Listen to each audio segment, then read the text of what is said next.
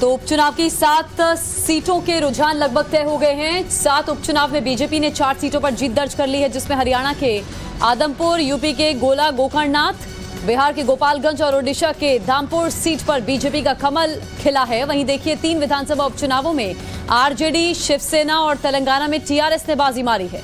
बिहार के मोकामा सीट से आरजेडी ने जीत दर्ज की, वहीं अंधेरी ईस्ट से शिवसेना उद्धव गुट ने जीत हासिल की है। बड़ी खबर आप तक पहुंचा रहे हैं। तेलंगाना के मुनुगोडे सीट की अगर हम बात करें तो वहां टीआरएस आगे है।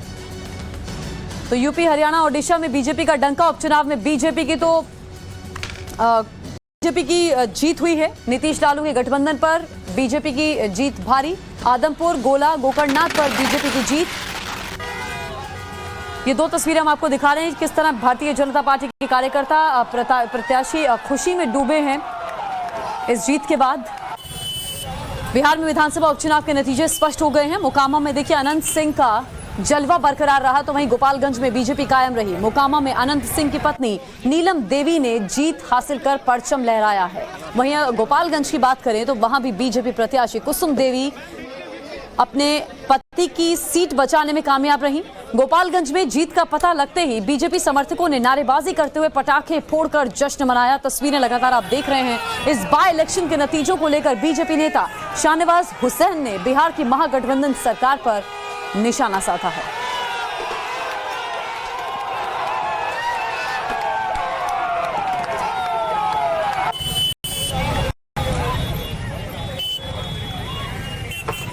किसकी जीत किसकी हार, ये हम आपको सीटों के नाम के साथ ग्राफिक्स के माध्यम से बता रहे हैं। मोकामा की बात कर रहे हैं। बिहार की मोकामा सीट पर आरजेडी ने जीत हासिल की है, वहीं बीजेपी को हार का सामना करना पड़ा।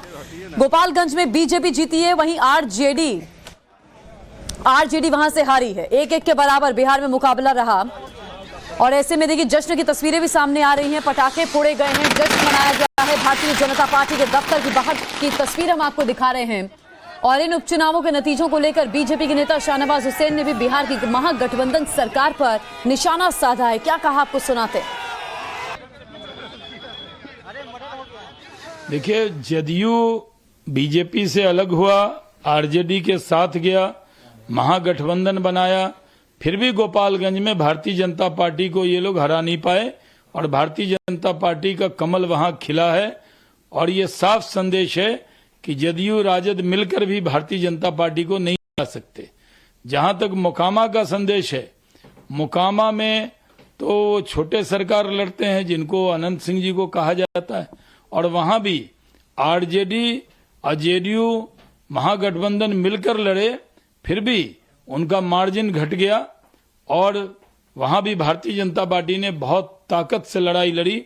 ये साफ संदेश है कि कितना बड़ा गठबंधन बीजेपी के खिलाफ कोई बना ले, आने वाला दिन भारतीय जनता पार्टी का है। लोकसभा के चुनाव में 40 की 40 सीट हम लोग जीतेंगे। मोकामा की जीत लालू नीतीश की जीत नहीं बल्कि अनंत सिंह की जीत है, छोटे सरकार की जीत है। पिछले 7 चुनाव में अनंत सिंह और उनका परिवार 6 बार चुनाव जीत चुका है। पार्टी चाहे आरजेडी हो, जनता दल हो या निर्दलीय हो, हर बार जीत अनंत सिंह की होती रही है, न कि किसी पार्टी की। इसलिए जनता दल हो, राजद यह अहंकार न रखे कि ये जीत उनके कारण हुई है।